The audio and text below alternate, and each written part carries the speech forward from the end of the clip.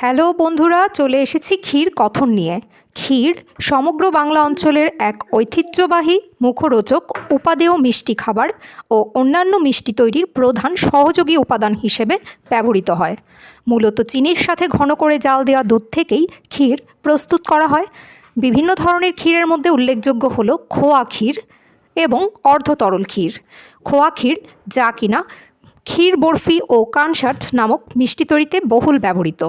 অর্ধতরল ক্ষীর রসমলাই তৈরির জন্য জনপ্রিয়।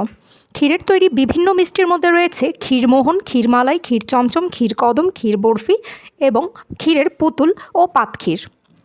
অবনীন্দ্রনাথ ঠাকুরের লেখা একটি জনপ্রিয় গ্রন্থের মধ্যে রয়েছে ক্ষীরের উল্লেখ। ক্ষীরের পুতুল বইটি নিশ্চয়ই সবাই পড়ে দেখেছেন। ক্ষীরের আরেক নাম হলো মেওয়া।